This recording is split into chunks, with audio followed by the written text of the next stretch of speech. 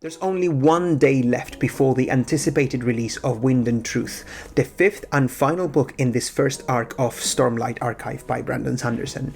And if you are like me, you probably binge read The Rhythm of War about 4 years ago in 3 days, and you're now thinking, how is it that I cannot remember a single thing? You know, I could sit down and do a 2.5 hour in-depth summary video of Rhythm of War.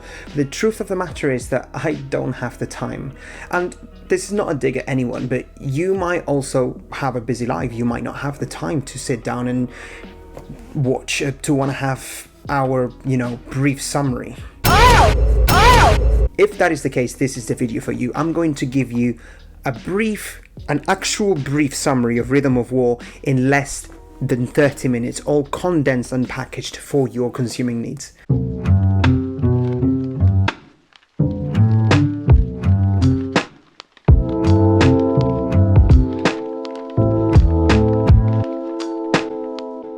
There are plenty of spoilers ahead, so if you haven't read the books, don't be a psychopath. Click away from this video, go and read them, then come back, okay?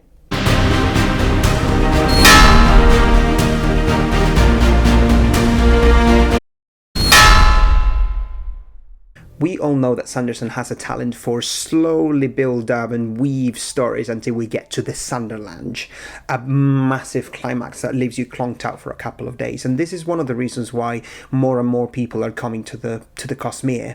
So, let's delve deeper into the build up of Rhythm of War. In this book we mainly follow Navani, Kaladin, Shallan, Adolin, Dalinar and Vendley. And remember that we are in the midst of a world war between the humans, which are truly the invaders in Rosha, as we found out a couple of plot twists ago, and the Singers, which were derogatorily called the Parshmen and the Parshendi, which are the true natives of this world. Navani is probably the one with the most growth in this book. She is the POV character in this fourth iteration of Gavilar's Feast and the introductory character. She's also the vessel by which we find out more about Fabrial technology, which is like Sandersonian magical engineering, which plays an important role in this book. We start the story by seeing through her eyes how they used a massive floating platform to rescue refugees from Hearthstone, Kaladin's hometown, and take them away to a place of safety in Urithiru. On her way there, she receives a cryptic message via Spanreel, which is like Rosharan internet, saying that she should stop Fabrial technology, she should stop using Spanreels because they're killing Spren. Anyway, she gets to Urithiru and she is marveled by the whole technological thing in the tower, and she starts researching Void Light. Eventually she gets more cryptic messages and is able to triangulate the position of the sender, which turns out to be inside the tower. You see, it is the sibling, the spren of the tower itself, that is communicating through to Navani, and he warns her that there are Fused incoming to attack Urithiru, and they're being led by Raboniel, the Lady of Pains. Remember, the Fused are like the ultimate tier of singers. They're like powerful, and you're supposed to poo-poo your pants when you find out. Raboniel, with some help from Moash, who is using an honor blade to operate the Oath Gates, invade Urithiru successfully. At that point in time, all Radiants fall unconscious, except of course for Lift because she's weird, and Kaladin because he's Kaladin. So Raboniel places the tower under Singer law. From then onwards, Navani decides to work for Raboniel to uncover secrets and, not get murdered. And she finds out that Raboniel's true plan is to find a solution to end the war once and for all. So maybe she's not doing anything wrong by helping her. Or so she thinks. She receives secret help from the sibling, except, plot twist, Raboniel knew all along. Navani feels defeated, but she continues to be engrossed by the research, and finally they're able to mix Stormlight and Voidlight using the Rhythm of War, something never before seen. Navani continues to delve deeper, and she goes a bit cuckoo in the process, but eventually she realizes that the light doesn't behave as the mere manifestation of illumination, but also behaves like a fluid. And I cannot believe I'm talking about the wave-particle duality outside of quantum physics, but I guess that's Sanderson for you. So Navani discovers anti-void light, and when Raboniel catches wind of this, she puts that anti-void light into a sphere, and then the sphere into a dagger that she uses to kill Esu, her demented, tortured daughter, to end her rebirth cycle and put rest to her finally. Navani panics when she realizes that Raboniel had another secret plan in place. Yes, this is another plot twist, because Raboniel plans to use anti-Stormlight to kill the Spren bound to the Radiants. Kaladin is still Sad Boy Supreme. He spends the first part of the book fighting Fused and having multiple crises of identities when he nearly loses his life every single time, and continues to spiral into a deep pit of depression every time he tries to help someone that is going to end up invariably getting killed. Primarily, he fights two big bosses, the Pursuer and Leshwi, and although the fight with the latter is a tie, he does manage to kill the Pursuer. But they are fused, so they get to come back, albeit a little bit more crazy. He tries to save Roshon, the nobleman that was a despite their backstory, but surprise, surprise, Moash is there. And what does he do? Yes, he kills Roshon. There is a moment of tension when Kaladin is sort of spooked but not really, and then super tired, and then Moash tries to kill him, but Renarin makes an illusion and Moash gets spooked and runs away. Anyway, Kaladin continues to be depressed as and Dalinar recognizes this and tells him to take a beat. He's in no shape to be a soldier and is going to end up killing himself. So what does Dalinar do? He essentially forcefully retires him, and Kaladin sort of eases into it. He goes back to his dad and restarts his medical training. Starts with the help of Teft finding relatives and side questing to Hell. Anyway, I really enjoyed this part because of my background. So what he does, he essentially starts group therapy. He's revolutionizing medical care. He's breaking the stigma of mental health, which I love. However, things ramp up when Raboniel attacks Urithiru. Kaladin sees all of his friend Radiants passing out, and he has a bit of a freak out moment, has a bit of a mentee bee, and Lirin has to talk him down from fighting. And finally, Kaladin listens. He avoids the multiple taunts to fight, and when they finally discover that he is Kaladin Stormblessed, he goes into hiding. In the shadows, he communicates with Navani using secret tower technology. Realizing he is lacking powers, Navani leaves for him a magical engineering item, a glove that he can use to fly. He uses this glove to fight against the Pursuer and kills him again. He's trying to make the Fused believe that he still have powers, but Leshwi sees through the ruse, and what does he do? Well, he essentially yeets himself off the tower into the high storm.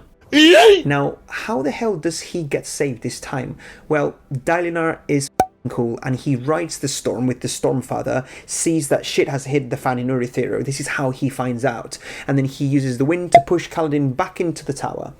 Kaladin inside is in a deep coma now, and David sort of nurses him. The problem is that Kaladin won't wake up. Odium is sending nightmare after nightmare as psychological warfare. But one particular dream is very important. In that dream, Wit visits Kaladin and tells a story about a dog and a dragon, which I think has a lot of meaning because dogs and dragons are creatures that are never mentioned in Roshar. But essentially tells Kaladin, stop being a little bitch.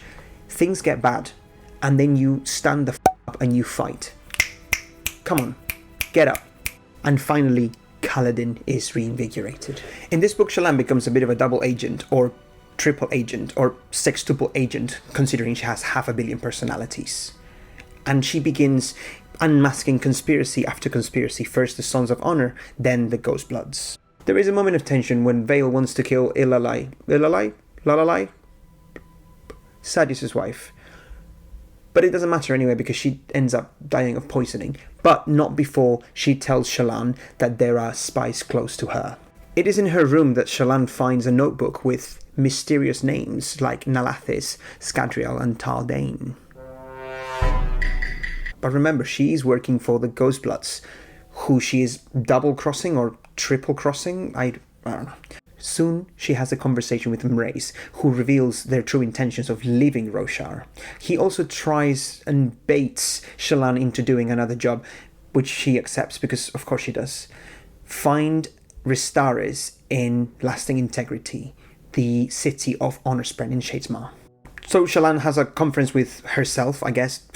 mental, and they choose Lightweavers. There is a little bit of back and forth, and they finally choose Lightweavers that are suspicious of being the spies, because I guess keep your enemies closer. She grabs a cube to communicate with Mrace, and off she to Shadesmar.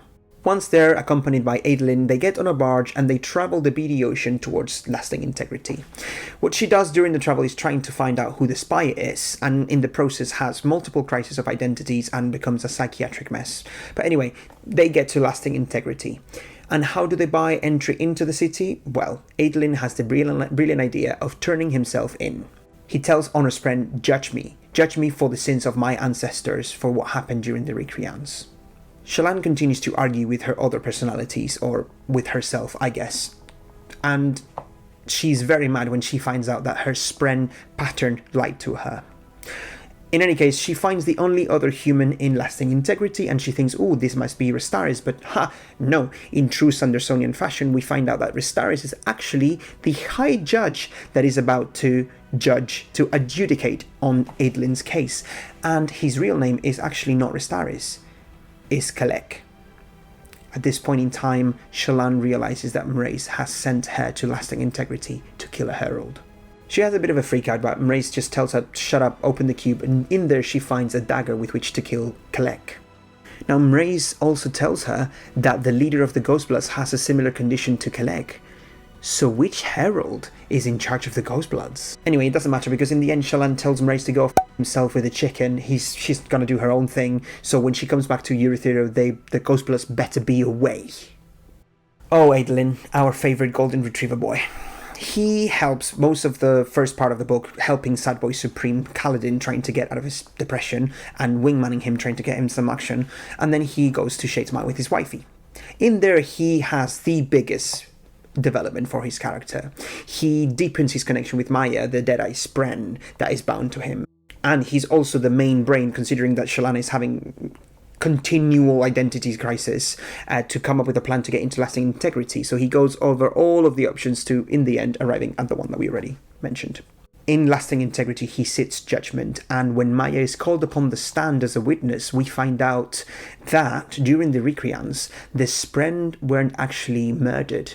They agreed to be sacrificed. Dalinar, the Blackthorn, the Redeemed. After saving the refugees in Hearthstone, he goes back to Eurythero and plans with the Council of Kings what to do next in the war. They decide to go to Azir instead of Alethkar, which is obviously a decision that he finds very difficult.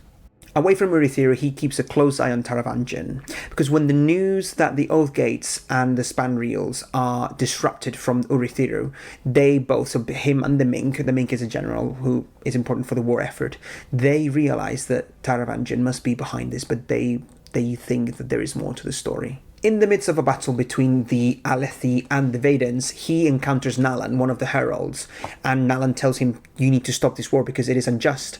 And Dalinar says, nah, and then goes and connects with him. So he sees Nalan's past, and he also sees 8 lines spreading from him. He realizes that this is the Oath Pact, and this gives him a little bit of pause as he's thinking what his powers can be as a Spondsmith trying to reforge the Oath Pact. Now, Jasna doesn't like all of this thinking very much. She thinks that he should have a more active role in the war effort, especially after Taravangian just betrayed them, obviously. But anyway, he lost and he is imprisoned. Eventually, as we mentioned before, he has one of his epileptic divine attacks and then goes with the Stormfather to Eurythero to find out what's going on there. Then he comes back and he's in a bit of a frenzy, so he goes into this information gathering mission from the heralds to try and use his powers to liberate the tower and save his beloved Navani. Eshonai's sister Venli is our lens into the fused way of living. Through her we see the 9, the leaders of the Singers, and we also see how they agree to Raboniel's plans to take Eurythero from the humans, and we know how that plays out.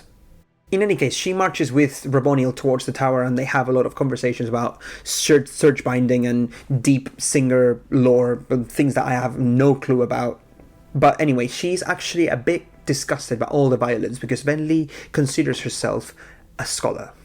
We then see more backstory into Eshonai and Venli and their relationship and the relationship between them and their sadly demented mother. We also get to see a glimpse of how Venli helped discovering the war form, then the storm form, but it was actually spearheaded by by Ulim, who is a void spren, essentially Odium's void spren. Anyway, there is a lot of emotional turmoil in Wendley when she comes to the realization that she's the conduit through which all of this shitstorm is happening. Right, I'm missing bits from the interludes here and there, but essentially suffice it to say that we see how Taravangian becomes dumber and dumber, but he's still dead set on killing Odium, and he also has a morbid curiosity with Zeth's sword, Nightblood.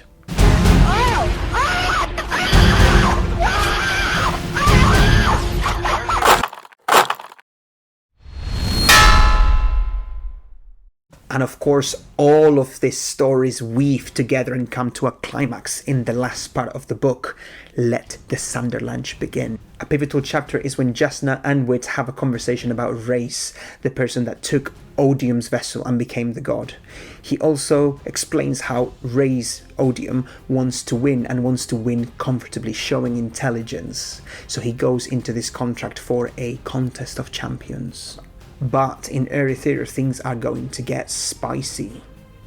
Moash has just arrived to kill Navani, but Raboniel convinces him to still first kill Kaladin, then come for Navani. In the meantime, Navani contemplates as the enemy has been able to craft anti-Stormlight. After she confronts Moash and calls him a little she sees the dagger that Raboniel used to kill her daughter, and she sees that there's still a little bit of anti-void light left. Meanwhile, Kaladin has just awoken and he finds out that the enemy is about to take the last node. He awakes Teft and urges him to run away if things turn awry, and then he legs it to the atrium to have another all-out battle with the Pursuer once again. While Kaladin and the Pursuer fight it out in the atrium, Teft and Lift go to the infirmary to get all of the other Radiants. However, this is when Moash uncovers himself. He slits Lift's legs and then pushes her away and goes straight for Teft. Teft valiantly fights against Moash, but he is no match for him. Eventually, Moash kills Teft, and Teft dies, knowing that he was loved. Piece of f***ing shit, Moash then drops the cadaver in front of Kaladin, and Kaladin goes absolutely mental with grief. The Pursuer uses this opportunity to attack him, but Kaladin defends himself with furious grieving anger and fights him away and finally kills him again. Then Kaladin moves straight for a fuse that has his father, and what does the fuse do? He throws Lirin into the abyss. What does Kaladin do? Of course, he jumps after his father. Quick switch to Navani, who is having a tense moment with Raboniel. You see, she has just tricked Raboniel into a pain reel. She's paralyzed, and then Navani uses a dagger, the same dagger with the void light, and mortally wounds Raboniel. There's no much time to do anything because Moash goes up, and then Raboniel switches team, tells Navani, go away, I will fight Moash. And so they do. Raboniel actually stabs Moash and they have it all out, they fight, but finally Moash defeats Raboniel. But all while this was happening, Navani is having a chat with a sibling. She's saying, please bind with me so we can fight. But what does the sibling do? The sibling rejects her. She tells her that she's not worthy. So she goes, oh yeah? F*** you. And what does she do? She starts humming. She hums the rhythm of the tower. So the sibling goes, fucking hell, I better bond this. And so they do, and they do right at the exact moment when Moash plunges into Navani, and Navani delivers the best line of the book. Journey before destination, you bastard. He off with his tail between his legs, and also he finds out that Navani just blinded him. You, Moash. But remember, all the while, Kaladin is falling into the abyss, and what happens? Well, the Stormfather goes to Dalinar, and he goes, hey, yo, you know, your boy, Satman, yeah, he jumped. Again. So Dalinar goes, oh please, we need to do something to help him, and the Stormfather says, no, I just told you to, I don't know, shit stir. But Dalinar says no, and he reaches into the spiritual realm and connects with Kaladin and gives him a vision. He's back in the battlefield, back in Amran's army, and he has this amazing cathartic moment with his brother Tien. Because you see, Tien tells Kaladin that the ultimate outcome doesn't matter. Unfortunately, people die, but what really, really matters is that they're loved along the way, is that they were lucky to have each other for as long as they could. Tien tells Kaladin that he's strong enough to get through this, and Kaladin believes him, so Kaladin opens his eyes, and he finds Syl. Kaladin finally says the words that he knew all along, but he was not able to say up until this moment. So he speaks directly to the Stormfather, and he says the words, I accept that there will be those I cannot protect. And the words are accepted, and he finally gets his shard plate. So good! Oh, but the Sanderlanche is not over, my friends. Dalinar walks into his quarters after hearing of Urithiru's liberation, and he is surrounded by a golden light. You see, Odium has come to visit him. Odium reveals to him his real plan was to get battle-hardened Rosharans away in the wider Cosmere, and he wants to make a deal. But Dalinar reminds himself what Wit said. Odium is not to leave Roshar, he must remain bound to the planet. So they keep negotiating until they agree on terms. There is to be a contest of champions in 10 days. If Dalinar's champion wins, Odium will chill, he will relinquish all territories that he's conquered, and he will remain bound to Roshar. If Odium champions win, he still remains bound to Roshar, but he keeps the territories that he's conquered, and Dalinar becomes his fused. A bit later on, Taravangian wakes up on the dumbest day that he's ever had, and is confronted by Szeth. Initially, Szeth just wants to find out information about Ishar and the Honor Blades and his father, but then he goes into all of the receipts for all the murders that he committed because of Taravangian. Taravangian is a mess. He starts bleeding, but Szeth has made up his mind, and he is going to commit another murder of his own volition this time. He is going to kill Taravangian as revenge. The problem is that Szeth does so just as Odium has appeared and taken Taravangian's mind to interrogate him. Taravangian has brought Nightblood with him, and as Szeth kills Taravangian, Taravangian kills Odium with Nightblood and takes upon the divine sliver. Taravangian becomes Odium. So the new Odium learns about the Cosmere and starts coming up with plots upon plots. This is when we find out that cultivation is a sneaky little and she had this plan all along. This is why she gave that curse and that boon to Taravangian, and she offers to teach him the ways, and obviously new Odium says yes. The book finishes with Odium asking Wit what would be the champion that he would choose, and Wit finds this a little bit suspicious because Rhys was never this calculating. This is when Wit realizes that Rhys has been killed, but before he gets to think anymore, Odium eliminates some of Wit's memory, some of Wit's breaths, which is a magic system from a different part of the Cosmere, and essentially erases that interaction. So Wit wakes up without remembering that this interaction has happened, and it will happen again, but this time Odium knows. So Odium displays this visceral, aggressive god, and Wit, ironically, is none the wiser. And this concludes this brief, or at least as brief as I could manage, summary of Rhythm of War. I hope it was useful to you, and I hope you are as excited as I am for the Wind and Truth release. I honestly cannot wait to find out what happens. Will Dalinar choose himself as the champion, or is he going to maybe have a chat with Sadboy Kaladin? Who is going to be Odium's champion? Is he going to respect the terms of the agreement? He maybe argues that it was the old Odium that signed that agreement. Is Shallan going to start antipsychotics finally? All of this and more, I'm sure we'll find out on Friday. If you want to carry on with the Stormlight Archive hype, I'll leave this here for you, and I hope to see you in the next one.